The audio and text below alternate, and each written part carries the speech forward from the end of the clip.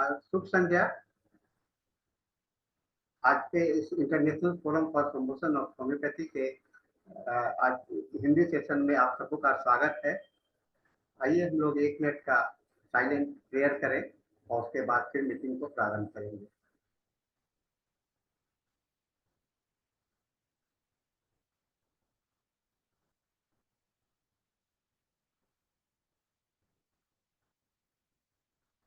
धन्यवाद। जैसा आप सभी जानते हैं, international forum for promotion of homeopathy का यह हिंदी सेशन पिछले 10 अप्रैल को शुरू हुआ था और अब हम लोग लगातार बिना नागा के हम लोग रोज इसको करते चले आ रहे हैं। यह जो अभियान है हिंदी में विकास करने के लिए किया गया था। इसके पूर्व में और पहले से अंग्रेजी सेशन भी चलता चला आया है, जो कि 1300 मीटिंग से ज्यादा कंडक्ट हो चुके हैं और स्थानीय भाषा मलयालम में भी किया जाता है। आज के इस वेबिनार में हम लोगों के जो मुख्य वक्ता हैं, अतिथि हैं, डॉक्टर आपके पूर्व परिचित हैं, आपके पूर्व परिचित हैं doctor Vijendra Pratap Singh. Doctor Vijendra Pratap Singh GD memorial homoeopathic medical college से इन्होंने BHMS किया है और वर्तमान में अभी प्रैक्टिस कर रहे हैं महाराजगंज गाजीपुर उत्तर प्रदेश में। डॉक्टर विजेंद्र प्रताप सिंह पिछले 11 सालों से अपने क्लिनिक में बहुत ही साधना के साथ में इलाज करते रहे हैं। ये डायरेक्टर भी हैं MD homeopathic laboratory private limited का, जो कि गाजीपुर में भी है और बहुत अच्छा दवा का मैन्युफैक्चरिंग सिस्टम है। डॉक्टर विजेंद्र प्रताप सिंह जी का एक्टिविटी सोशल, एजुकेशनल और साइंटिफिक एक्टिविटी हमेशा रहा है और डॉक्टर विजेंद्र प्रताप सिंह जी को काफी इसके लिए सम्मानित किया गया है। इन्होंने homeo friend national Hahnemannian award, homeo friend Pratibha award, doctor GB Singh memorial national award, young talent award, doctor Hemant Kumar Banerjee national award, doctor Ramji Dubey national award और award for high standard and excellence इनको मिल चुका है। इसके अलावा ये काफी एक्टिव हैं। आपको जो लोग इसमें नियमित रूप से भाग ले रहे होंगे वो चिर परिचित हैं, इनका चेहरा को आप होंगे। हिंदी और अंग्रेजी सेशन दोनों में ये भाग लेते रहे हैं, सोशल एक्टिविटीज में हैं और काफी आज के लिए ये आए हैं हम लोगों को यह बताने के लिए कि थेराप्यूटिक एप्लीकेशंस में होम्योपैथी का क्या रोल है और चर्चा करेंगे। डॉक्टर आप अपना लेक्चर शुरू कर सकते हैं। आपका सादर आमंत्रण है। बहुत बहुत धन्यवाद सर। आदरणीय डॉक्टर MK साहनी सर और इस वेबिनार में जुड़े हुए सभी सम्मानित चिकित्सक बंधु जो देश के अलग अलग कोनों से लगातार इस वेबिनार में जुड़ते रहे हैं। और सबसे पहले तो मैं बहुत बहुत बधाई दूंगा international forum for promoting homeopathy को, जिसने हिंदी सेशन भी शुरू किया है और लगातार 8-9 महीनों से लगातार अनवरत हिंदी सेशन को भी वो लगातार बनाए हुए रखे हुए हैं। तो निश्चित तौर पर वो सभी लोग बधाई के पात्र हैं। दोस्तों, जैसा कि मेरी एक्सपर्टीज है थेरापेटिक में, लेकिन आज मैंने अपने टॉपिक को कुछ अलग रखा हुआ है। शायद बहुत ही अनकन्वेंशनल टॉपिक है, अगर आप अपने स्क्रीन पर देख सकते हैं, understanding the iceberg phenomena of symptoms in materia Medica. ये बहुत ही अलग टॉपिक है, बहुत ही डिफरेंट तरीके का टॉपिक है और सच में कहूँ तो अभी जस्ट 5 मिनट पहले मैंने इस टॉपिक को मतलब ये सोचा कि ये टॉपिक क्या होना चाहिए। प्रेजेंटेशन तो मैंने पहले ही बना लिया था, लेकिन ये टॉपिक जो है बड़ा ही इंटरेस्टिंग टॉपिक है। अगर इस वेबिनार के शुरुआत में सबसे पहले तो मैं आपका ध्यान आकृष्ट करना चाहूंगा एक तरफ कि टाइटैनिक का जहाज जो है आप सभी जानते हैं कि कई साल पहले, लगभग 100 वर्ष से भी ज्यादा हो गए, 10 अप्रैल 1912 में टाइटैनिक का जहाज जो है वो अमेरिका से निकला था अपनी यात्रा पर। और जितने भी यात्री थे वो सब बड़े प्रसन्न थे, बहुत खुश थे कि वो एक ऐसी यात्रा पर जा रहे हैं जहां पर वो प्रकृति का नजारा देख सकेंगे और इस यात्रा को पूरी तरह से एंजॉय कर सकेंगे, इसका मनोरंजन ले पाएंगे। लेकिन ठीक 4 दिन बाद यानी कि 14 अप्रैल 1912 को टाइटैनिक जहाज, जो कि उस समय का सबसे बड़ा यात्री जहाज था, उसने जल समाधि ले ली और लगभग 1500 से भी ज्यादा यात्रियों की वहां पर मृत्यु हो गई थी। दोस्तों, आप सोच सकते हैं कि उस जहाज में बैठते समय उनका मनोभाव क्या होगा, कितने खुश होंगे वो सभी लोग कि वो पहले यात्री हैं जो विश्व के सबसे बड़े उस समय के जहाज पर यात्रा करने जा रहे हैं। लेकिन निश्चित तौर पर ये अनफॉर्चुनेट था कि उनमें से ज्यादातर लोगों की भी जल समाधि वहीं पर हो गई और समुद्र तल से लगभग 3000 मीटर नीचे आज भी उस टाइटैनिक जहाज का मलबा मौजूद है और हजारों लाखों डॉलर खर्च करके लोग उसको भी देखने समुद्र के नीचे 3000 मीटर नीचे यानी कि 3 किलोमीटर नीचे वहां पर उसको देखने के लिए जाते हैं। लेकिन सवाल ये उठता है कि आखिर वो जहाज डूबा क्यों? तो उस जहाज के डूबने का सबसे बड़ा कारण था आइसबर्ग। दोस्तों, आइसबर्ग निश्चित तौर पर आप सब जानते हैं कि बर्फ का एक पहाड़, एक टुकड़ा कह सकते हैं, जो कि समुद्र में आपको तैरता हुआ दिखाई देता है। लेकिन जितना वो बाहर होता है उससे कई गुना ज्यादा वो समुद्र के अंदर होता है, यानी कि बहुत ही कम प्रत्यक्ष होता है और जो अप्रत्यक्ष है और जो समुद्र के नीचे छुपा हुआ है वो कहीं ज्यादा विशाल, कई गुना बड़ा होता है। और उस शिप के कैप्टन से यही गलती हो गई थी कि उसने जो है जो चेतावनी दी गई थी उसको सुना नहीं और बहुत अंत में जाकर के वो आइसबर्ग दिखा और जहाज को मोड़ते मोड़ते मोड़ते मोड़ते जो जहाज का निचला हिस्सा था वो इस आइसबर्ग, जो समुद्र के अंदर जो हिस्सा था आइसबर्ग का, उससे टकरा गया, वो क्षतिग्रस्त हो गया और उसी कारणवश उतने सारे लोगों की मृत्यु हो गई। आखिर इस टाइटैनिक जहाज को इस होम्योपैथिक फोरम में लाने की क्या आवश्यकता थी? आखिर क्यों मैं इसकी चर्चा कर रहा हूं, इसको जानने की आवश्यकता है। दोस्तों, जैसा कि आप अपने स्क्रीन पर देख पा रहे हैं, understanding the iceberg phenomena of symptoms in materia Medica, जिस प्रकार आइसबर्ग बहुत थोड़ा सा दिखता है और बहुत ज्यादा हिस्सा उसका छुपा हुआ होता है पानी के नीचे, उसी प्रकार होम्योपैथिक मटेरिया मेडिका में जो सिम्टम्स हम देखते हैं, 1 या 2 लाइन में जो लक्षण लिखे हुए हैं, वो लिखे तो 1-2 लाइन के अंदर ही होते हैं, लेकिन अगर उसके एक्सप्लेनेशन की बात की जाए, अगर उसके इंटरप्रिटेशन की बात की जाए, अगर उसके एक्सपेंशन और फैलाव की बात की जाए, तो वो बहुत बड़ा हो सकता है। अगर हम उसको सही तरीके से उस लक्षण को समझ पाते हैं तो हमें ऐसा लगता है, या उस सिम्टम्स को हम पैथोलॉजी से और प्रैक्टिस ऑफ मेडिसिन से रिलेट कर पाते हैं, तो हमको ये पता चलता है कि ये लक्षण जो है कई सारी बीमारियों की तरफ इंडिकेशन दे रहा है। उसके लिए हमें उन सिम्टम्स को समझना बहुत आवश्यक है। आज के इस वेबिनार में, आज के इस सेशन में मैं आपको 7-8 ऐसे एग्जाम्पल्स दूंगा जो कि प्योरली प्रैक्टिकल एग्जाम्पल्स हैं, जिसको मैंने क्लिनिक में बार बार करके देखा है, समझा है, उसका उपयोग किया है और उससे बहुत अच्छे रिजल्ट्स मुझे मिले हैं।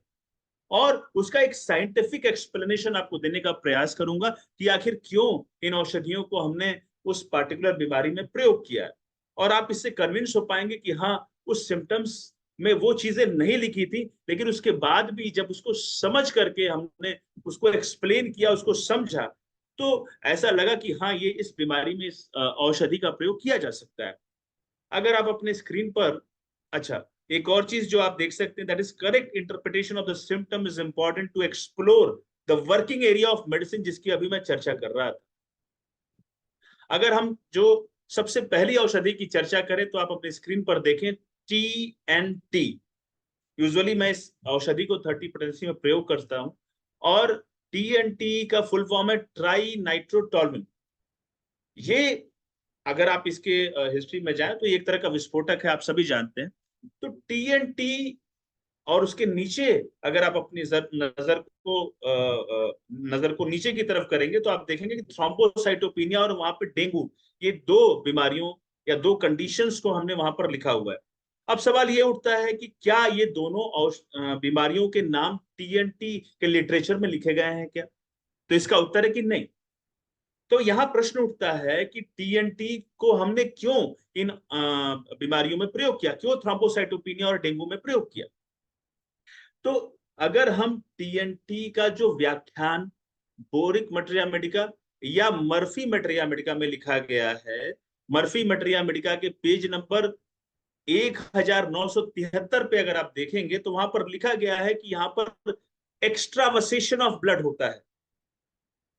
एक्स्ट्रावसेशन ऑफ ब्लड होने का तात्पर्य यह है कि ब्लड वेसल्स से जो है, ब्लड वेसल्स से जो है ब्लड बाहर निकल जाता है, ब्लड वेसल से जो है ब्लड बाहर निकल जाता है, और उसके फलस्वरूप आप स्किन पर पिटैची, परप्यूरा, इकाइमोसिस के रूप में उसको देख सकते हैं। अब सवाल ये उठता है कि ब्लड बाहर क्यों निकल जाता है। तो उसके कई सारे कारण हो सकते हैं। उसका कारण थ्रोम्बोसाइटोपेनिया यानी कि प्लेटलेट की कमी हो सकता है।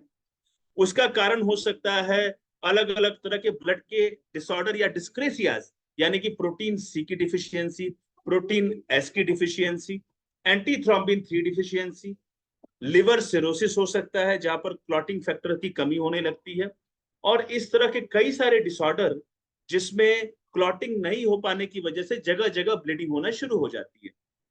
लेकिन अगर एक्स्ट्रावसेशन ऑफ ब्लड टीएनटी में लिखा गया है तो जैसा मैंने आपको बताया कि प्लेटिलेट एक प्रमुख कारण होता है क्लॉटिंग कराने का, और अगर प्लेटिलेट की कमी होने लगती है तो जो ब्लड है वो पिटैची के रूप में या परप्यूरा के रूप में या इकाइमोसिस के रूप में या फिर स्पॉन्टेनियस ब्लीडिंग के रूप में वो बाहर आना शुरू हो जाता है।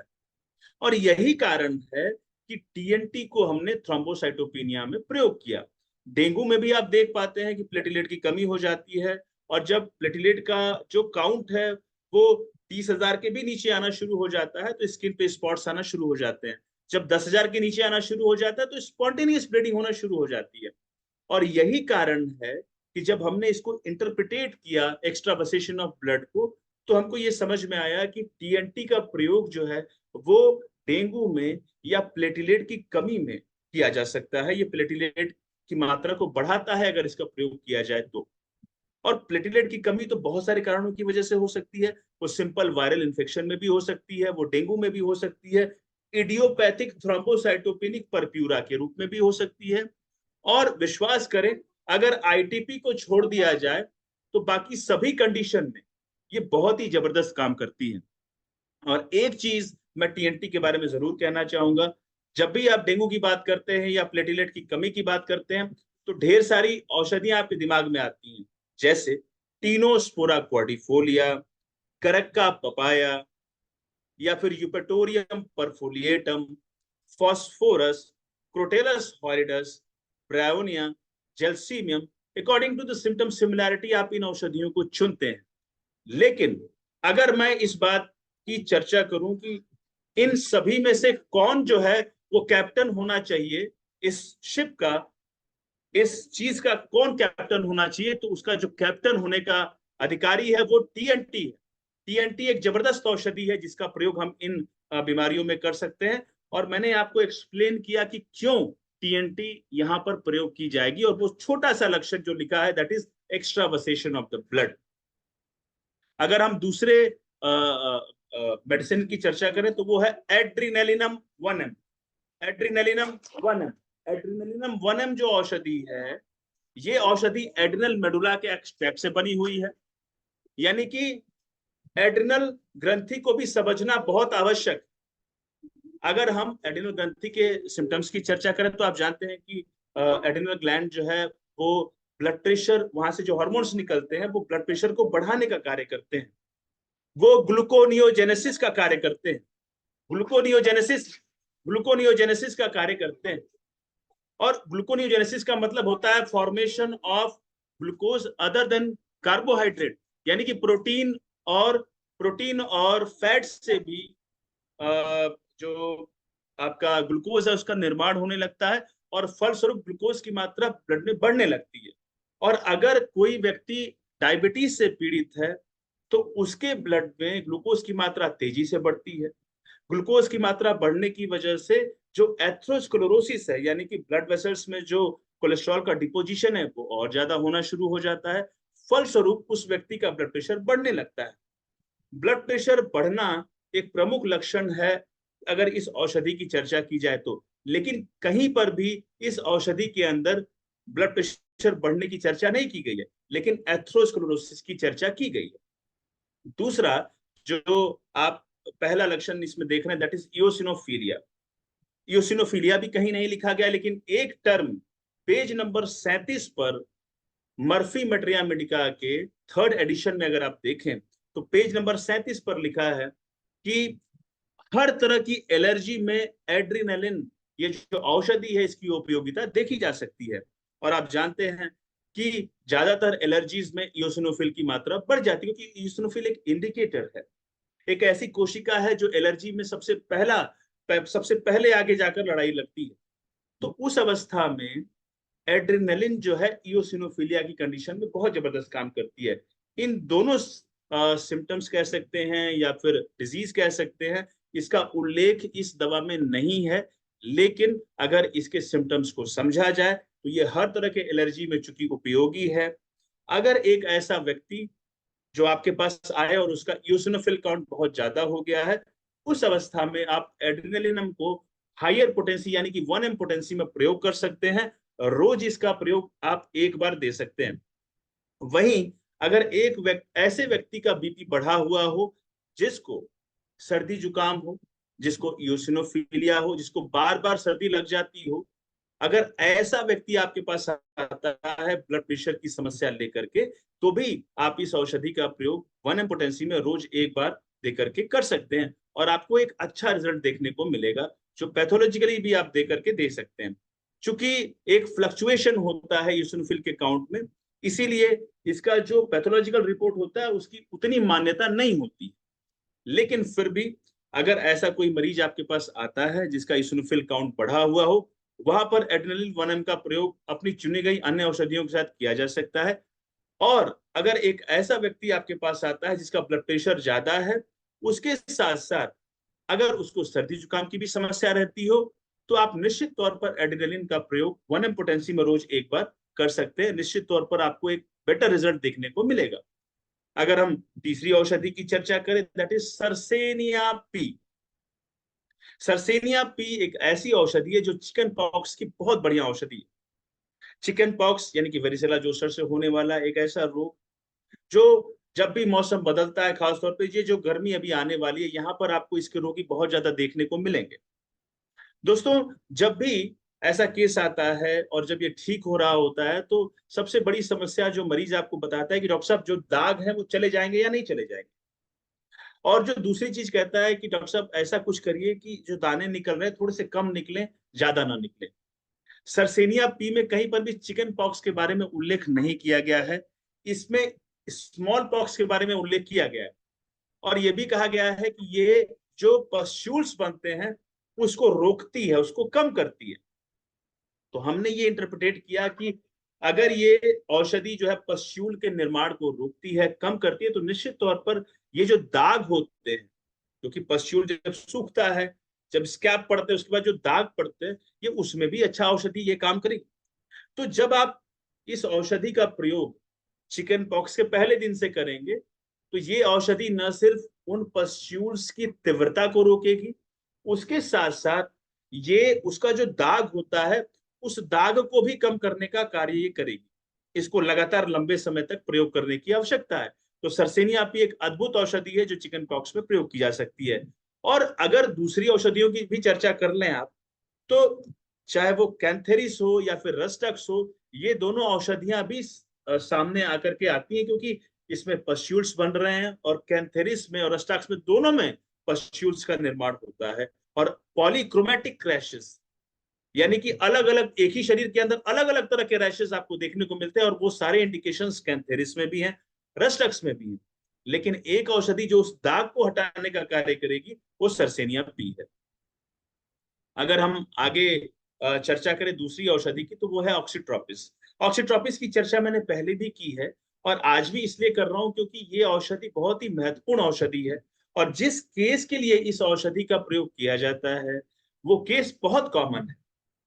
जहां पहले 50 साल के बाद हमको सर्वाइकल के केसेस देखने को मिलते थे, आज 30 साल से भी कम यहाँ तक कि 20 साल से भी कम बच्चों में हमको ये रोग देखने को मिल रहा है। और निश्चित तौर पर चूंकि ये एक लाइफस्टाइल डिसऑर्डर है, तो लाइफस्टाइल पूरी तरह से बदल गई है। बच्चे ज्यादातर मोबाइल से जुड़ गए हैं, मैदान से हट करके वो घर के अंदर एक मोबाइल से पूरी तरीके से जुड़े हुए हैं, गर्दन झुकी हुई है।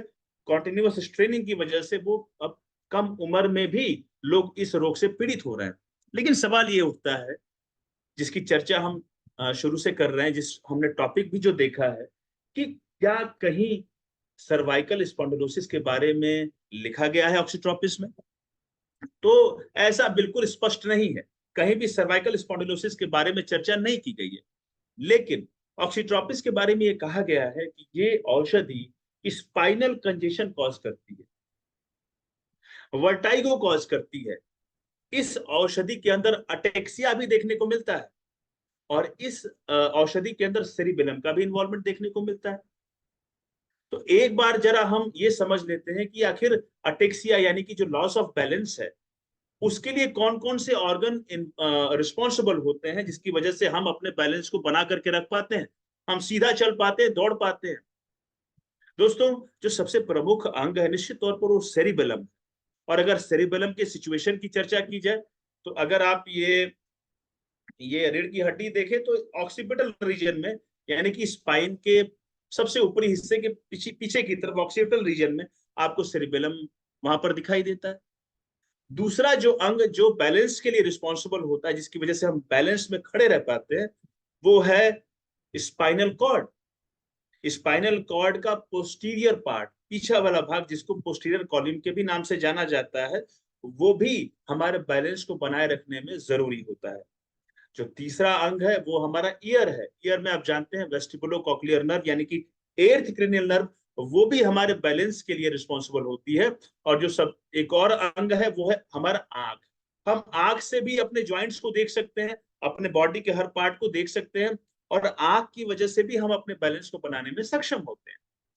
लेकिन एक टेस्ट होता है न्यूरोलॉजी में, उसको बोलते हैं रॉमबर्ग टेस्ट।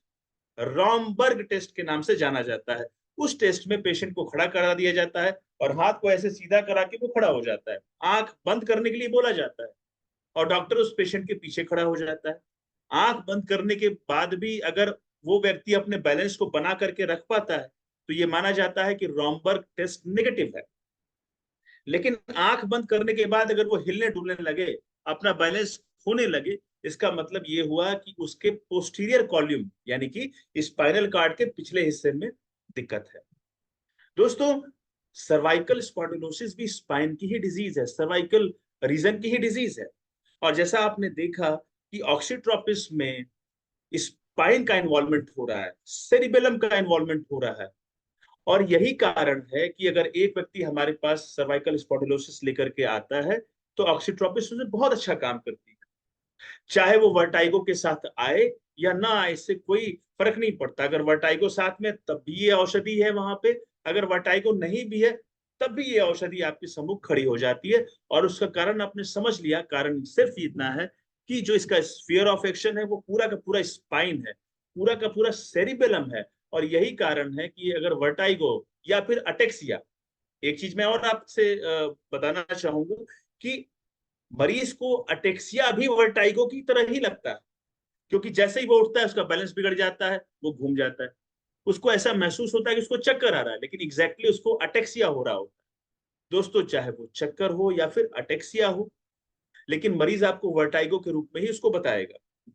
ऐसी अवस्था में ऑक्सीट्रोपिक एक बहुत ही अच्छी औषधि आपके सम्मुख खड़ी हो सकती है। आप इसका प्रयोग करेंगे तो मुझे पूरा विश्वास है कि 10 में से 8 केस में आपको जबरदस्त रिजल्ट मिलता है। दोस्तों, अगर अगली औषधि की चर्चा की जाए तो वो सल्फोनोलम। अगेन, इस औषधि के बारे में भी अगर सर्वाइकल स्पॉन्डिलोसिस की चर्चा की जाए तो सर्वाइकल के बारे में कुछ नहीं लिखा है। इसमें सिर्फ कुछ बातें लिखी गई हैं कि ये औषधि स्पाइनल कंजेशन कॉज करती है, ये औषधि जो है सेरिबेलम को इन्वॉल्व करती है, इस औषधि में सेरिब्रल वर्टाइगो भी होता है। दोस्तों, सेरिबेलम के इन्वॉल्वमेंट की वजह से और स्पाइन के ऊपरी हिस्से के इन्वॉल्वमेंट की वजह से ये औषधि भी बहुत ही बेहतरीन औषधि है अगर सर्वाइकल स्पॉन्डिलोसिस की चर्चा की जाए तो। लेकिन इस औषधि में तभी आप सर्वाइकल स्पॉन्डिलोसिस में इसका प्रयोग करेंगे जब आपको वर्टाइगो और पेन दोनों साथ में हो। अगर वर्टाइगो नहीं हो तो इस औषधि को प्रयोग करने की आवश्यकता नहीं है। लेकिन अगर वर्टाइगो है, चूंकि ये सेरिबेलम को इन्वॉल्व कर रही है, सेरिब्रम को भी इन्वॉल्व कर रही है, इसमें अटेक्सिया भी है, बैलेंस भी गड़बड़ हो रहा है।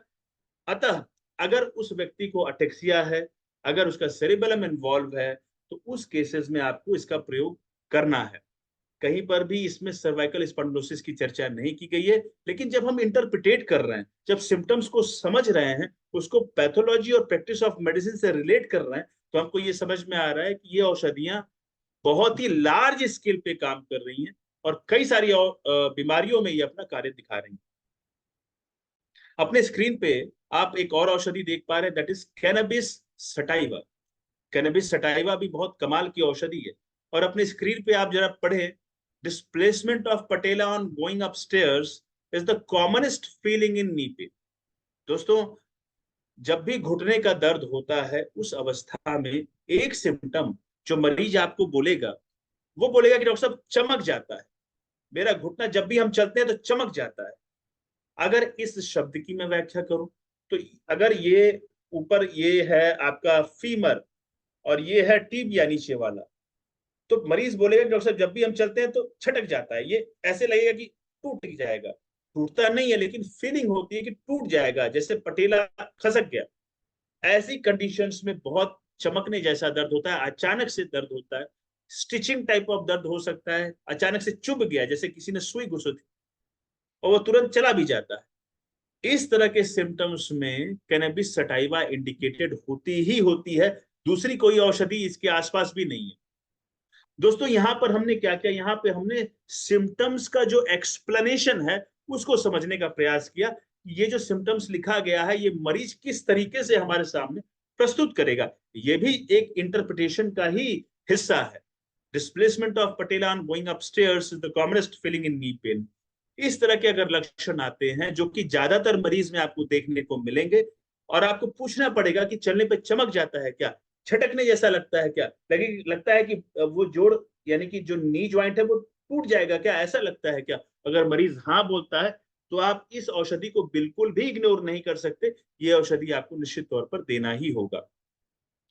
दोस्तों, ये बहुत ही जबरदस्त दवा है। ये एक ऐसी दवा है जो आपके क्लिनिक में मरीजों की संख्या कुछ इस तरीके से बढ़ा सकती है, जैसे कि इस पूरे विश्व में जनसंख्या बढ़ रही है, उससे भी तेज गति से अगर आप इस औषधि को समझ लें, तो आपके क्लिनिक में मरीजों की संख्या बढ़ेगी। क्योंकि मैं हमेशा कहता हूं कि if you treat the rare cases frequently, some cases comes frequently in the clinic, some cases come rarely in the clinic, but when you treat the rare cases frequently, वो आप निश्चित तौर पर आपको बहुत ज्यादा प्रसिद्धि भी देता है और क्वालिटी पेशेंट भी देता है। दोस्तों, कॉस्टिकम सीएम, सीएम मैंने इसलिए लिखा क्योंकि इस औषधि को इन कुछ बीमारियां जो आपकी स्क्रीन पर आप देख सकते हैं, इसको मैं सीएम पोटेंसी में फ्रीक्वेंटली रिपीट करता हूं, टीडीएस यानी रोज 3 बार। लेकिन आप मुझसे ये पूछ सकते हैं कि भाई डॉक्टर साहब मजाक हो रहा है क्या, आप कोई भी पोटेंसी बता रहे हैं, आखिर क्यों आप सीएम पोटेंसी को यूज कर रहे हैं, और सबसे बड़ी बात, आप क्यों इस बीमारी में इस दवा को लेकर के इतने ज्यादा सतर्क हैं और इतने ज्यादा कॉन्फिडेंट क्यों। दोस्तों, उसका सबसे प्रमुख कारण है कॉस्टिकम में लिखे गए लक्षण। कहीं पर भी डिस्क बल्ज का वहां पर उल्लेख नहीं है, कहीं पर भी डिस्क डेसिकेशन, डेसिकेशन का मतलब होता है कि जो डिस्क होते हैं, आपको मैं इस पे दिखाता हूं। अगर आप ये रीढ़ की हड्डी, ये आप अगर स्क्रीन पे देख पा रहे होंगे, तो आप इसको देखें, ये हड्डी है और हड्डी के बीच में आपको एक स्पॉट्स दिख रहा होगा पतला पतला, ये डिस्क है, यानी कि गद्दा, जो कि कुशन का काम करते हैं, स्पाइन के मूवमेंट के लिए रिस्पॉन्सिबल होते हैं। और ये जो पीला पीला आप देख रहे हैं दोनों तरफ, ये नसें निकली हुई। दोस्तों, ये जो डिस्क डेसिकेशन का मतलब होता है कि डिस्क का सूख जाना, उसमें नमी खत्म हो जाना, और नमी खत्म होने की वजह से उसमें फ्रिक्शन भी होने लगता है दोनों हड्डियों के बीच में, यानी कि जो वर्टिब्रास है उसमें आपस में फ्रिक्शन भी होने लगता है, उनके बीच की दूरी भी कम होने लगती है। डिस्क डेसिकेशन एक बहुत आम समस्या है और डिस्क बल्ज भी एक आम समस्या है। लेकिन आप मुझसे पूछ सकते हैं कि भाई ये टर्म जब कॉस्टिकम में नहीं लिखा है तो आप इस टर्म पे इतना एम्फेसिस क्यों कर रहे हैं? तो उसका कारण है उसका मोडालिटी। अगर आप कॉस्टिकम की मोडालिटी की चर्चा करें तो उसमें लिखा है कि स्टूपिंग से इसके सिम्टम्स एग्रावेट हो जाते हैं, यानी झुकने से इसके सिम्टम्स बढ़ जाते हैं। उसके साथ साथ कोई हैवी सामान उठाने से इसके सिम्टम्स बढ़ जाते हैं। ड्राई फाइन वेदर में, ड्राई कोल्ड वेदर में, सूखे हुए वेदर में इसके सिम्टम्स बढ़ जाते हैं। तो आइए इसको हम रिलेट करते हैं, पैथोलॉजी से रिलेट करते हैं और इस बीमारी से रिलेट करते हैं। ये देखिए, ये स्पाइन है। जब हम झुकते हैं, ये देखिए हम झुक रहे हैं, जब हम आगे की तरफ झुकते हैं तो जो डिस्क है वो पीछे की तरफ जाता है। जब हम आगे की तरफ स्टूप करेंगे तो जो हमारा डिस्क है वो पीछे की तरफ जाएगा। पीछे की तरफ जाने से आप ये देखिए, ये जो नसें आप पीली पीली देख रहे हैं, जब ये डिस्क पीछे की तरफ जाता है, यानी कि दो हड्डियों के बीच में जो गद्दा होता है वो जब पीछे की तरफ जाता है तो इन नसों पे दबाव बनाने लगता है। और ये डिस्क बल्ज की कंडीशन में देखने को मिलता है, क्योंकि डिस्क बल्ज में ज्यादातर डिस्क जो है वो पोस्टीरियरली जाती है और झुकने में डिस्क और ज्यादा पोस्टीरियर होने लगती है। तो एक तो ऑलरेडी बल्ज होकर के पीछे चली गई है, नस के करीब चली गई है, और जब आप झुकते हैं तो नसों पर और ज्यादा दबाव डालने लगती है, और ऐसी अवस्था में दर्द भी होने लगता है। अगर आप कॉस्टिकम की स्टूल की चर्चा करते हैं तो उसमें लिखा है कि जब पेशेंट बैठ करके डेफिकेशन करता है तो उसको स्टूल नहीं उतरता है, क्योंकि बैठने पर क्या होता है, स्टूप कर रहा है मरीज, स्टूप करने पर नसें दबने लगती हैं। नसें दबती हैं, जब सैक्रल और लंबर नसें दबती हैं तो लैटरिन उतर नहीं पाती। लेकिन जैसे ही वो खड़ा होता है, वापस से स्टूप कंडीशन से वापस से सीधी कंडीशन में आता है, तो नसों पर जो दबाव है वो वापस से हट जाता है, खत्म हो जाता है, जिसकी वजह से स्टूल जो है वापस इवैक्यूएट हो जाता है। तो ये इटसेल्फ इंडिकेशन है कि आगे झुकने पर अगर किसी व्यक्ति को डिस्क बल्ज है, जो कि ज्यादातर लंबर स्पॉन्डिलोसिस में देखने को मिलता है, अगर डिस्क बल्ज है तो झुकने पे वो डिस्क और पीछे जाएगी, नसों को दबाएगी और सिम्टम्स क्रिएट करेगी, और यही कारण है कि कॉस्टिकम डिस्क बल्ज में इंडिकेटेड होता है। अब डिस्क डेसिकेशन क्या है? जैसे मैंने आपको बताया कि जो डिस्क है, जो गद्दे हैं, आप ये जो देख पा रहे हैं, ये जो बीच बीच में गद्दे हैं, यहाँ पर ये सफेद सफेद हड्डी के बीच में ऐसे राउंड गद्दे आप देख पा रहे होंगे स्क्रीन पे। ये गद्दे सूखने लगते हैं, और इसका एग्रावेशन क्या है कॉस्टिकम का? ड्राई क्लीन वेदर में, जब मौसम सूखा रहता है, ठंडा रहता है, और आप जानते हैं कि सूखे वेदर में वैसे भी ड्राइनेस रहती है, सूखापन रहता है, और यही कारण है कि डिस्क डेसिकेशन में भी कॉस्टिकम इंडिकेटेड होती है। और इसीलिए मैं कहता हूं कि कॉस्टिकम जो है, अगर वो हाई पोटेंसी में प्रयोग की जाए तो वैसी अवस्था में ये कमाल की औषधि है। ये बेड रिडन मरीज को खड़ा करने की क्षमता रखती है। अगर आपके पास लंबर स्पॉन्डिलोसिस के ऐसे 10 मरीज आते हैं जो बेड रिडन है लंबर स्पॉन्डिलोसिस की वजह से, उनमें से 7 मरीजों को ये खड़ा कर देगी, क्योंकि ये इंडिकेटेड है, पैथोलॉजिकली इंडिकेटेड है।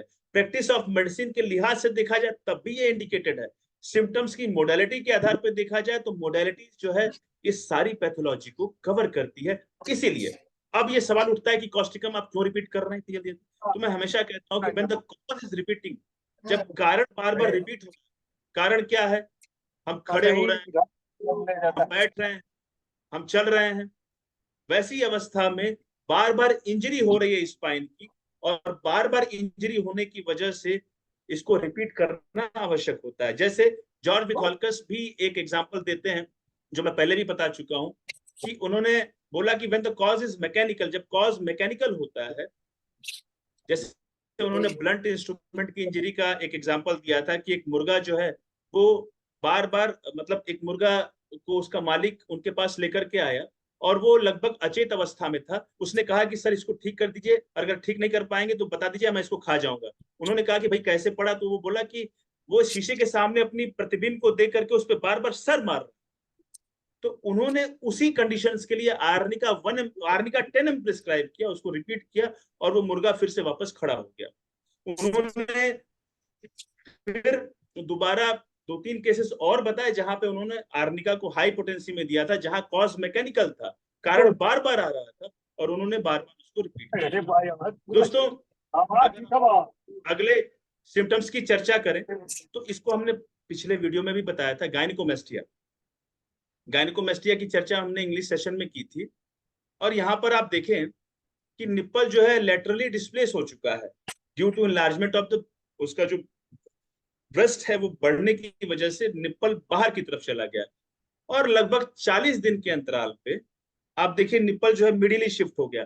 अगर बाईं तरफ देखा जाए तो लगभग 30% आपको आराम महसूस हो रहा होगा, 30 से 35%। और अगर राइट साइड में देखें तो लगभग 5 से 10% का आराम आपको मिल रहा होगा। ये एक इनकम्प्लीट केस है दोस्तों, लेकिन इनकम्प्लीट केस को दिखाने का पर्पस भी यही है कि आप भी इसको प्रयोग करके देखें। लेकिन सवाल ये उठता है कि हमने इसमें कौन सी औषधियां प्रयोग की थी। आप अपने स्क्रीन पर देख पा रहे होंगे, pulsatilla 10 ml every 4th day, lac human 1 ml every 10th day. मुझे मेरे इंग्लिश सेशन के दौरान जब क्वेश्चन आंसर सेशन चल रहा था तो एक सम्मानित चिकित्सक ने मुझसे पूछा था कि सर आप कोई औषधि बता सकते हैं गायनिकोमेस्टिया के लिए। तो मैंने कहा था कि मैं पल्साटिला 10 ml हर चौथे दिन प्रयोग करता हूं और लगभग 2 से 3 केसेस में ही मैंने रिजल्ट देखा। अभी नया नया मैंने इसको इस पोटेंसी में प्रयोग करना शुरू किया है। तभी एक और बहुत ही सीनियर चिकित्सक थे, उन्होंने कहा कि डॉक्टर साहब मैंने लैक ह्यूमन 10 ml का प्रयोग किया है और मैं सिंगल डोज यूज करता हूं और पल्साटिला भी प्रयोग करता हूं। मैं अगले दिन जब क्लिनिक पहुंचा तो मैंने तुरंत, चूंकि मेरी कंपनी ये दवा नहीं बनाती, मैंने तुरंत ऑर्डर किया लैक ह्यूमन को। लेकिन अनफॉर्चुनेटली मुझे 10 ml में नहीं मिल पाया, 1 ml में मिला। हमने 1 ml को हर 10वें दिन प्रयोग किया और आप रिजल्ट देख सकते हैं 40 दिन के अंदर। लेकिन सवाल ये उठता है कि आखिर ये औषधि क्यों, ऐसा क्या लिखा है इसमें। तो अगर लैक ह्यूमन की चर्चा की जाए तो लैक ह्यूमन तो ह्यूमन ब्रेस्ट मिल्क से बनी हुई है और ये डिजीज ब्रेस्ट की ही बीमारी है। महिलाओं जैसा स्तन अगर पुरुष में मिलने लगे वैसी अवस्था में, चूंकि इसका स्फीयर ऑफ एक्शन वहां पर है, यही कारण है कि लैक ह्यूमन 1 ml वहां पर इंडिकेटेड हो सकती है। एक निश्चित रीजन है उसका। अगर पल्साटिला की चर्चा करें कि क्यों पल्साटिला, तो पल्साटिला में बेशफुलनेस एक रूब्रिक आता है, यानी कि पल्साटिला का पेशेंट बहुत ज्यादा शर्माता है। और आप सोच सकते हैं कि किसी भी व्यक्ति जिसको गायनिकोमेस्टिया की समस्या होती है, ऐसा कोई व्यक्ति नहीं है जो कहीं बाहर, अगर कहीं वाटर पार्क में गया हुआ है या कहीं नहा रहा है सार्वजनिक रूप से, तो वहां पर वो अपने चेस्ट को हमेशा ढक करके नहाएगा, कभी भी बेयर चेस्ट नहीं नहाएगा, क्योंकि वो उसको दिखाना नहीं चाहता, उसको शर्म आती। तो बाय डिफॉल्ट ये सिम्टम्स उसमें प्रेजेंट है। और अगर आप बाकी सिम्टम्स को भी देखेंगे तो आपको पल्साटिला के सिम्टम्स उसमें मिलेंगे, क्योंकि अगर वो मेडिसिन है तो वो सारे लक्षण को लेकर के उस मरीज के अंदर आएगी। और यही कारण है कि पल्साटिला और लैक ह्यूमन, ये दोनों औषधियां इस रोग में, चूंकि मेरे पास सैंपल साइज इसका नहीं है, कम है, इसीलिए मैं ये स्पेकुलेशन कर सकता हूं कि ये बहुत अच्छा काम कर सकती है। हमें कम से कम 6 से 1 साल का समय लगेगा आप सबकी मदद के साथ, जहां पर हम एक कंक्लूजन ड्रॉ कर सकेंगे कि ये औषधियां कितना ज्यादा इफेक्टिव है गायनिकोमेस्टिया केसेस में। आप सभी को इन औषधियों को प्रयोग करके देखना ही पड़ेगा। इसकी भी चर्चा हमने की थी, कंजेशन ऑफ द लंग की चर्चा की थी, चूंकि एक बहुत इंपॉर्टेंट केस है। आपके क्लिनिक में काफी बार ये केसेस आते होंगे, कुछ चिकित्सक इसको रेफर कर देते होंगे, कुछ चिकित्सक इसको टैकल भी करते होंगे। अगर आप इस एक्सरे को देखें तो आप देखिए पूरा का पूरा मिडिल और अपर जोन पूरी तरह से कॉन्जेस्टेड है। लोअर जोन में बाय डिफॉल्ट ग्रेविटी की वजह से थोड़ा बहुत कलेक्शन हो सकता है, लेकिन मिडिल और अपर जोन पूरी तरीके से साफ होना चाहिए, जो कि साफ बिल्कुल भी नहीं दिख रहा है। अगर अच्छा, पेशेंट की अगर एज आप देखें तो 70 ईयर इनकी उम्र थी और ये एक महिला थी। इन्होंने जो है जब मेरे पास आई तो सांस नहीं ले पा रही थी और मैं ब्रीदिंग साउंड सुनने में भी असफल था। जब मैंने अपने स्टैथोस्कोप को उनके चेस्ट पे रखा तो वहां पर मुझे कोई भी साउंड क्लियरली जो है मुझे ऑडिबल नहीं लगा। ये देखें, अगर आप इस दूसरे एक्सरे को देखें तो मिडिल और अपर जोन अब साफ दिखाई दे रहा है। अब वो सांस ले पा रही थी, लगभग लगभग 40 दिन के अंदर वो काफी ज्यादा फ्री महसूस कर रही थी। लेकिन सवाल ये उठता है कि यहाँ पर हमने औषधि का कौन सा प्रयोग किया और क्यों प्रयोग किया, जिसकी चर्चा हम अभी शुरू से कर रहे हैं। आप देख सकते हैं हिपैटिका, हिपैटिका में कंजेशन होता है। वहां पर एक सिंपल सा टर्म लिखा हुआ है कि हिपैटिका जो है एक्सपेक्टोरेंट है। हिपैटिका जो है वहां पर हिपेटाइजेशन हो जाता है, यानी कि हार्डनेस हो जाती है, जो कि आप निमोनिया में स्टेज ऑफ हिपेटाइजेशन जरूर आपने पढ़ा होगा, वो आप देख पाएंगे वहां पर। अगर किसी भी व्यक्ति का ब्रीदिंग आपको नहीं पता चल रहा है, अगर ब्रीदिंग मिल रही है आसानी से, कंजेशन होने के बाद भी आप हिपैटिका को प्रिस्क्राइब नहीं करेंगे। अगर वहां पर कंजेशन है और ब्रीदिंग साउंड आपको क्लियरली पता नहीं चल पा रहा है, वहां पर हिपैटिका का आपको प्रयोग करना है, क्योंकि ये एक एक्सपेक्टोरेंट है, ये हेपेटाइजेशन में इंडिकेटेड होती है। इसलिए भी अगर इसको इंटरप्रिटेट किया जाए तो इस तरह की कंडीशन जहां पर कंजेशन जो है इन्फेक्शन की वजह से हो सकता है, निमोनिया की वजह से हो सकता है, चेंज ऑफ वेदर की वजह से हो सकता है।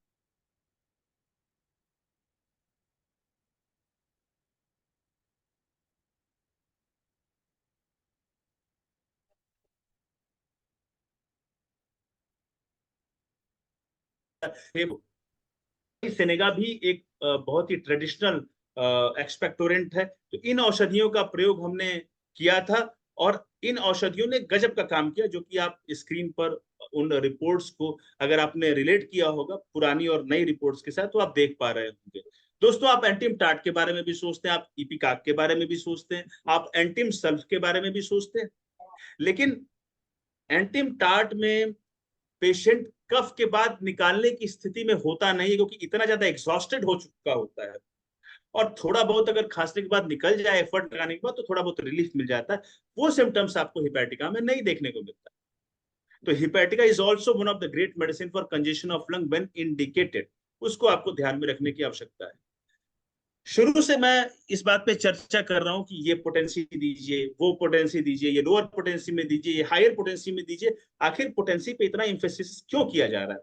मैं हमेशा कहता हूं, और इंग्लिश सेशन के दौरान भी हमने कहा था कि पोटेंसी जो है, जितना मुश्किल हमारे लिए दवा चुनना होता है, उतनी ही मुश्किल हमारे लिए पोटेंसी चुनना भी है, क्योंकि 6 पोटेंसी से लेकर के सीएम और उसके ऊपर तक की पोटेंसी अवेलेबल है।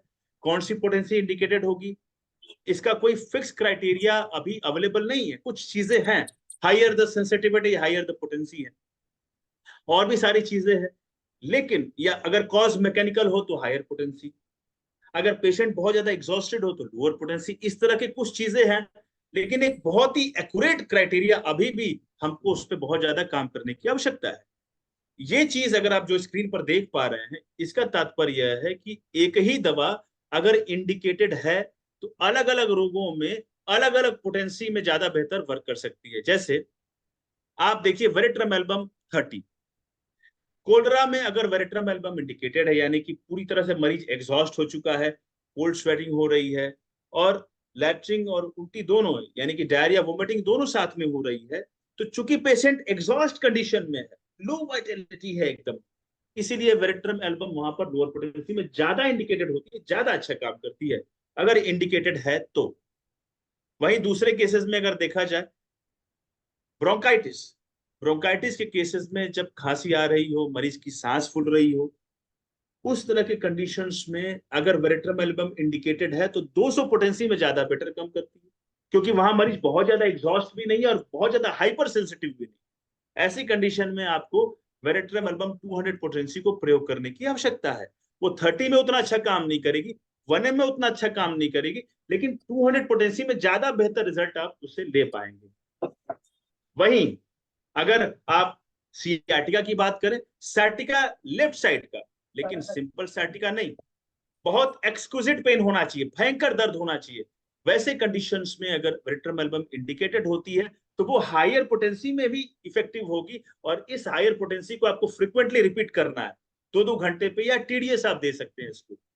क्यों हाई पोटेंसी में? क्योंकि यहाँ पर नर्व का इन्वॉल्वमेंट है, नर्व का कंप्रेशन है, पेशेंट हाइपर सेंसिटिव निश्चित तौर पर रहता है, इतना दर्द होता है कि वो पागल हो जाता है। ऐसी अवस्था में वेरेट्रम एल्बम 30 और 200 से काम नहीं चलने वाला है। आपको वेरेट्रम एल्बम 1M का चुनाव करना पड़ेगा अगर वेरेट्रम एल्बम आपको वहां पर दिखाई दे रही है। सिंपल सैटिक पेन में नहीं देना है, जब पागल बनाने वाला दर्द हो, बाएं साइड का हो और ये इंडिकेशन आपको दिख रहा हो, तब आप वेरेट्रम एल्बम का प्रयोग हाई पोटेंसी में करेंगे, फ्रिक्वेंटली रिपीट करेंगे तो आपको रिजल्ट अच्छा मिलेगा। दोस्तों, पोटेंसी की चर्चा हो रही है तो कुछ दवाइयों को और मैं कहना चाहूंगा। Tinea corporis, one of the common problem in clinical practice. अगर मैं बिहार की और पूर्वांचल की बात करूं तो यहाँ पर आप ज्यादातर पाएंगे कि ऐसे केसेस आपको देखने को मिलते हैं। दोस्तों, रस्टक्स जो है वो हाई पोटेंसी में ज्यादा उपयोगी होती है, और वो भी रोज 3 बार। हमने कम से कम मतलब अनकाउंटेबल नंबर ऑफ केसेस में इसका प्रयोग किया है। लेकिन आखिर रस्टक्स को सीएम पोटेंसी में ही क्यों देना है? मैं हमेशा कहता हूँ, when the cause is mechanical, ये जो है डर्मेटोफाइटोसिस भी के भी नाम से जाता है, ये उतना इसका जो पॉजिटिव एजेंट है वो उतना सूक्ष्म नहीं होता है, उसको देखा जा सकता है। और इसलिए रस्टक्स जो है वो हाई पोटेंसी में, जब भी कोई चीज मैकेनिकल हो तो वो देखी जा सकती हो, बहुत सूक्ष्म ना हो तो वहां पे हम हाई पोटेंसी का प्रयोग कर सकते हैं। और एक औषधि जो मैं आपके सामने ला रहा हूँ, ग्रेफाइटिस, मुझे लगता है कि इसको देखने के बाद उसमें से कई ऐसे लोग होंगे जो मेरे पास आकर के बोलना चाहते होंगे कि डॉक्टर साहब क्या कह रहे हैं आप, ग्रेफाइटिस सीएम। ग्रेफाइटिस का नाम लेते ही कई सारे चिकित्सक डर जाते हैं कि हाई पोटेंसी में। तो मैं ये कहना चाहता हूं कि हाई पोटेंसी में देने का ये मतलब नहीं है कि परमाणु बम गिरने जा रहा है, नहीं। स्कैबीज यानी कि खजुअट, ये कैसे होता है? सार्कोप्टस स्कैबाई एक इशमाइट होता है जो देखा जा सकता है, कॉज मैकेनिकल है। और यही कारण है कि ग्रेफाइटिस को आप हाई पोटेंसी में फ्रीक्वेंटली रिपीट करेंगे, आप ज्यादातर केस में ऐसा पाएंगे कि कमाल का रिजल्ट मिलता है। आप निश्चित तौर पर आपको ये लगेगा कि हाँ, मैं ग्रेफाइटिस को लोअर पोटेंसी में हमेशा यूज करता था, क्यों ना हाई पोटेंसी में प्रयोग किया जाए इसको। एक और चीज मैं आपसे कहना चाहता हूँ, वही पूछना था हमको, क्वेश्चन निकालना था पिट्रियसिस वर्सिकोलर, ये भी एक बहुत कॉमन समस्या है दोस्तों। आप एक पिक्चर देखें, एक मरीज मेरे पास आया था, अगर आप इस पिक्चर को देख पाए तो आंख के ऊपर देखिए, क्लियर डिमार्केशन है और हाइपोपिगमेंटेशन हो गया है। ऐसे केसेस में अगर आप मेडिसिन का चुनाव करेंगे तो वो किस पोटेंसी में होना चाहिए। और एक पिट्रियासिस वर्सिकुलर होता है जो ये छाती पे आपको देखने को मिलेगा, छोटे छोटे छोटे छोटे हाइपोपिगमेंटेड स्पॉट्स दिखाई देंगे। और ये पीछे यानी कि गर्दन के नीचे, सर्वाइकल रीजन के नीचे जो डॉर्सल रीजन होता है, जो पूरा स्कैपुला होता है, वहां पर भी आप अपने क्लिनिक में बहुत सारे छोटे छोटे स्पॉट्स में हाइपोपिगमेंटेड स्पॉट्स देखते होंगे पिट्रियासिस वर्सिकुलर के रूप में। वहां पर अगर आप जो औषधि मैंने हाई पोटेंसी में भी प्रयोग की है, उस औषधि को लोअर पोटेंसी में प्रयोग करना है। लेकिन अगर सिंगल स्पॉट अगर आपको चेहरे पर इस तरह का कोई दिखाई दे रहा है तो सबसे पहले इसका फॉलोअप देख लें आप। कब, मुझे लगता है कि 40 दिन लगे होंगे, 40 से 50 दिन लगे होंगे। और मैंने ये भी बता दूं कि मैंने औषधि जो दी थी, आप देखिए बिल्कुल पूरी तरह से ठीक हो चुका है, CPIA-1। इस औषधि को मैंने फ्रीक्वेंटली रिपीट नहीं किया था, इस औषधि को हमने हर 10 दिन में एक बार दिया था। और 4 से 5 डोजेस लेने के बाद आप रिजल्ट देख सकते हैं। अगर कोई भी पेशेंट आपके पास सिंगल स्पॉट्स लेकर के आ रहा है पिट्रियासिस वर्सिकुलर का फेस पर, तो वहां पर आपको इस औषधि को हाई पोटेंसी में यूज करना है। अगर मल्टीपल स्पॉट्स दिखाई दे रहे हैं, खासतौर पर सीने पे और पीठ पर आप हाइपोपिगमेंटेड पिट्रियासिस वर्सिकुलर के स्पॉट्स देख रहे हैं, तो वहां पर 2 औषधियां जो इंडिकेटेड होंगी, पहली औषधि होगी CPIA-30 और दूसरी औषधि जो इंडिकेटेड होगी वो होगी नेट्रम आर्स-30। इन औषधियों का प्रयोग फ्रीक्वेंट अगर करेंगे तो जबरदस्त रिस्पांस मिलता है। मैंने भी उन्हीं औषधियों का प्रयोग उसी पोटेंसी में इस केस में किया था, लेकिन मुझे कोई रिजल्ट नहीं मिला। और अंत में जब हमने CPIA का प्रयोग किया हाई पोटेंसी में, तो ये जबरदस्त रिस्पांस देखने को मिला। ये लास्ट केस है आज का दोस्तों, लेकर के आया क्योंकि इंग्लिश सेशन में भी मैंने बताया था, और ये केस मैंने डिटेल में पहले भी बताया हुआ है कि जहां पर हमको मैनेजमेंट पोर्शन को भी ध्यान देने की आवश्यकता है। लेकिन चूंकि कैनबिस सटाइवा का प्रयोग हमने आपको दिखाया था, ये औषधि आप देखिए, कैनबिस सटाइवा चूंकि चमकने जैसा सिम्टम्स जो है आपको ज्यादातर देखने को मिलेगा, इसीलिए कैनबिस सटाइवा आपको हर केस में इंडिकेटेड होती है अगर नी ज्वाइंट का पेन है। मैरियोलोटस अल्बा का भी इंडिकेशन होता है, चाहे वो राइट नी ज्वाइंट में पेन हो या लेफ्ट नी ज्वाइंट में पेन हो। और अपनी क्लिनिकल प्रैक्टिस में ऑस्टियोआर्थराइटिस नोसोड को मैंने पिछले कुछ महीनों से प्रयोग करना शुरू किया है 12 पोटेंसी में, और मैंने पाया है कि कमाल का रिजल्ट मुझे मिलता है। एक नई औषधि आर्जिमोन मैक्सिकाना, ये औषधि लेफ्ट साइडेड नी पेन में ज्यादा इंडिकेटेड होती है। जकरांडा लोअर पोटेंसी में राइट साइडेड नी पेन में ज्यादा इंडिकेटेड होती है। कैसिया सोफेरा बहुत ही कमाल की दवा, अगर रस्टक्स जैसे सिम्टम्स मिल रहे हो, यानी कि first motion aggravation, continuous motion amelioration and prolong motion aggravation अगर आपको मिल रहा हो, और उस व्यक्ति में सर्वाइकल की भी कंडीशन अगर हो, वैसी अवस्था में कैसिया सोफेरा प्रयोग की जा सकती है। और अपने स्क्रीन पे आप अन्य औषधियों को भी देख पा रहे होंगे, लेकिन कभी भी नी जॉइंट का पेन अगर आपके पास आ रहा है तो ज्यादातर आप पाएंगे जो मीडियल साइड होता है, घुटने के जोड़ का जो अंदर का हिस्सा होता है, उस हिस्से का रिडक्शन जो मैंने पहले भी दिखाया है वो ज्यादा होता है।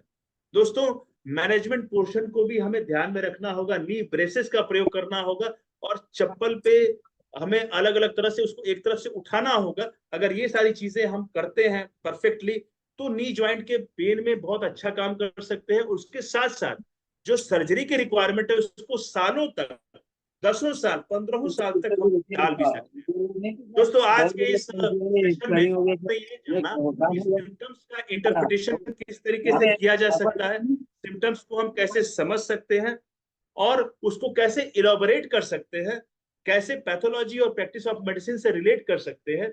और अगर हम ऐसा करते हैं तो शायद हम अपने मेडिसिनल नॉलेज को और ज्यादा एक्सप्लोर कर पाएंगे और 1 से 2 लाइन में जो सिम्टम्स लिखे हुए हैं, जो आइसबर्ग का खुला हुआ हिस्सा हम देख रहे हैं किताबों में, उसके छुपे हुए हिस्से को हम खुद एक्सपेरिमेंट करके सारे समाज को यानी कि सारे चिकित्सकों को बता पाएंगे। आप सभी का बहुत बहुत धन्यवाद। Thank you sir. बहुत कुछ अच्छा रहा विजेंद्र जी। अभी आपको पीपीटी को आप हटा लीजिए। क्या सर? पीपीटी को हटा लीजिए। स्लाइड हटा लें सर? स्लाइड हटा दीजिए। अच्छा जी, स्लाइड कैसे हटेगा सर? आप शेयर, स्क्रीन शेयर को बंद कर दीजिए। अच्छा, स्क्रीन शेयर को बंद कर। आप पहले डाले थे ना, उस समय में उसी रिवर्स में जाइए। स्क्रीन शेयर आपने जो शेयर किया था ना, हाँ सर, इसको कहाँ कहाँ पे क्लिक करूं? ग्रीन कलर का जो दिखाई पड़ रहा होगा शेयर स्क्रीन, उसको अच्छा, शेयर स्क्रीन को कैसे करें?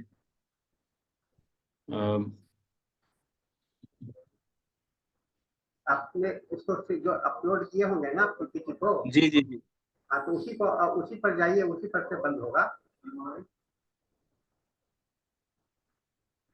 शेयर स्क्रीन को करने के बाद सर फिर वही ऑप्शन आ जा रहा है ऊपर। तो हटाना पड़ेगा ना, क्योंकि दूसरे वाले लोग अपलोड करेंगे ना। स्टॉप शेयर, हाँ हाँ, वो हो गया सर, हो गया, सॉरी। हाँ, हो गया। तो आपका एक सवाल आया है, ये जो बहुत सारे केस आते हैं जॉइंट्स पेन के, नी जॉइंट्स जी पेन के, और जी, उसमें हिस्टेक्टोमी का हिस्ट्री होता है, बैकग्राउंड में हिस्टेक्टोमी का हिस्ट्री होता है, और उसके बाद हिस्टेक्टोमी, हाँ, बच्चेदानी को बाहर निकाल दिया जाता है। तो जी जैसे किसी को निकोरिया के कारण हटा दिया, किसी को बल्कि यूट्रस के कारण हटा दिया, तो जी उसमें क्या अप्रोच आप लेते हैं आप लोग? सर, पार्टिकुलरली किसी भी ऑपरेशन के बाद जो है अगर वेट बढ़ जाता है तो वहां पर यूजुअली ज्वाइंट की इन्वॉल्वमेंट ज्यादातर देखने को मिलती है। और निश्चित तौर पर अगर हेरिंग्स को भी अगर देखा जाए, उन्होंने जो सिम्टम्स के जो उसका किस तरफ मूवमेंट होना चाहिए, तो from less important organ to the more important organ की उन्होंने चर्चा की है। और निश्चित तौर पे यूट्रस से लेस इंपॉर्टेंट ऑर्गन जो है घुटना होता है, तो उस तरफ बढ़ना वो डायरेक्ट रिलेशन, अगर आप मुझसे पूछें तो उस ऑपरेशन का डायरेक्ट रिलेशन घुटने से नहीं है।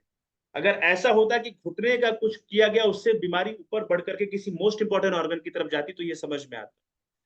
तो इसका डायरेक्ट रिलेशन नहीं है। इसका रिलेशन ऐसे हो सकता है कि अगर वेट ज्यादा बढ़ गया, उस वेट बढ़ने की वजह से, चूंकि ऑपरेशन के बाद वजन बढ़ जाता है ज्यादातर लोगों का, और उसकी वजह से जो है घुटने पर बहुत ज्यादा जोर पड़ना शुरू हो जाता है और वैसी अवस्था में जो है ऑस्टियोआर्थ्रोसिस ऑफ द नी हो सकता है।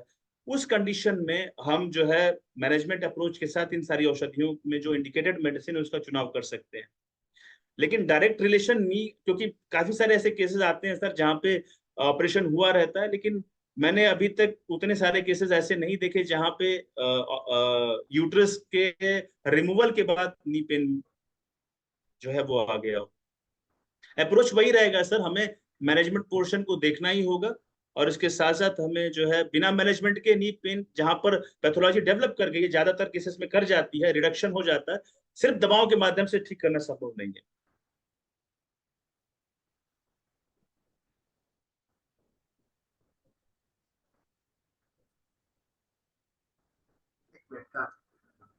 आपने बहुत अच्छा एक्सप्लेन किया, लेकिन एक जो बता रहे हैं लोग कि उसमें बहुत सारा वेट नहीं बढ़ता है, नॉर्मल स्टेज में भी रहते हैं, तो वैसे में भी इस तरह का कंडीशन क्रिएट हो जाता है ना। तो और ये इसमें बहुत सारे हिस्ट्री मैं भी अपने केस में, पर्सनल केस में देखा कि हिस्टेक्टोमी के जो पेशेंट आते हैं उनके बैकग्राउंड में हिस्ट्री 10 साल पर से जब से ऑपरेशन हुआ है उसके बाद से ये दर्द बना रहता है।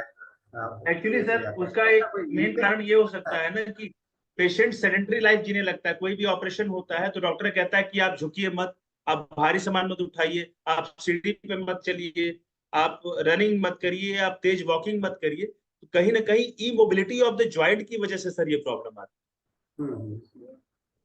जी और किन्हीं को कोई सवाल है? डॉक्टर हरिनारायण जी, आप कुछ पूछ रहे थे, कुछ आप टाइप कर रहे थे कुछ, और आपने अनम्यूट किए हुए थे बीच में। सबको मैं बताना चाहूंगा कि आप जब लेक्चर चल रहा होता है तो उसको बीच में अनम्यूट ना करें, क्योंकि लेक्चर पूरा हो जाने दीजिए, उसके बाद में हो सकता है कि जो आप पूछना चाह रहे हो वो स्पीकर आपको बाद अपने लेक्चर के दौरान उसका जवाब मिल जाएगा, इसलिए इंतजार करना चाहिए अंत तक किसी भी चीज को जानने का। ये अच्छा तरीका होता है लेक्चर को सुनने का। और कोई किसी का कोई नहीं है? डॉक्टर राम प्रवेश जी कुछ बोलना चाहते हैं? शॉर्ट में बोल करके खत्म कीजिए। थैंक यू सर, प्रणाम और कांग्रेचुलेशन विजेंद्र प्रताप जी को। बहुत बहुत थैंक यू सर। बहुत बहुत अच्छा आपने रेमेडी को डिस्क्राइब किया।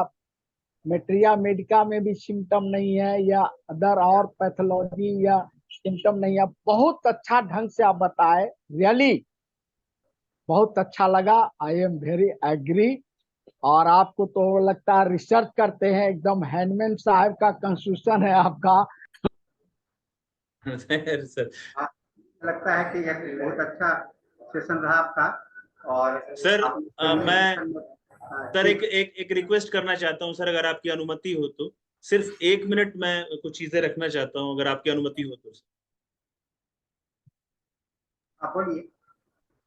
सर बस मैं यहाँ पे जितने भी सम्मानित चिकित्सक जुड़े हुए हैं, मैं सबसे यही रिक्वेस्ट करना चाहता हूँ कि सर जो भी मेडिसिन हम यहाँ पे डिस्कस करते हैं, तो उन सारी दवाइयों का प्रयोग क्लिनिक में अगर हो तो इवेलुएट भी होता है कि जो व्यक्ति जो भी सिम्टम्स बता रहा है वो कितने अच्छे काम कर रहे हैं सर।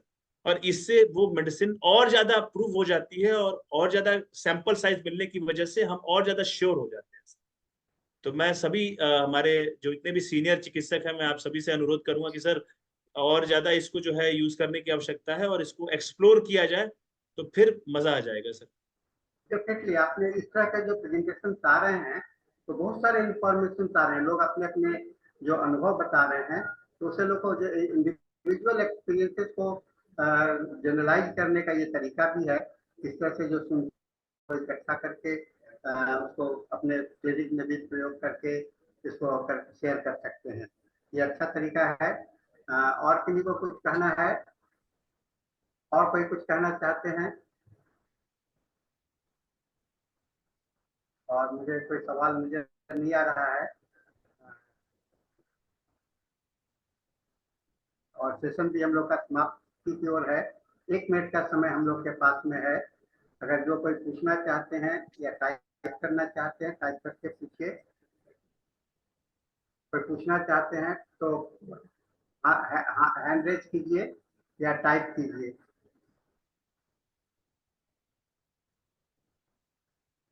समय समाप्त हो चुका है। अब हम लोग का हिंदी सेशन समाप्त होता है। विजेंद्र जी, आप इस तरह से फिर आते रहिए रेगुलर, और हम लोग फिर आपको सुनना पसंद करेंगे। अंग्रेजी सेशन में सुनिए। अब हम लोगों का यह सेशन समाप्त होता है और हम लोग इंग्लिश सेशन की ओर जाते हैं। इंग्लिश सेशन में आज हमारे पास में बहुत ही सीनियर मोस्ट प्रोफेशनल्स हैं फार्मेसी के, डॉक्टर DS भार, जो कि हैप्को लैबोरेटरीज के हैं, और उनसे आज हम लोग scientific approach to the pharmacy देखेंगे। सब लोग से निवेदन है कि आप उनके लेक्चर्स को इस इंग्लिश सेशन में जरूर सुनिए। और इसके साथ डॉक्टर विजेंद्र प्रताप जी, आपको धन्यवाद देते हुए इस मीटिंग की समाप्ति की घोषणा करता हूं, और mike is handed over to the doctor Dhanesh for the English session.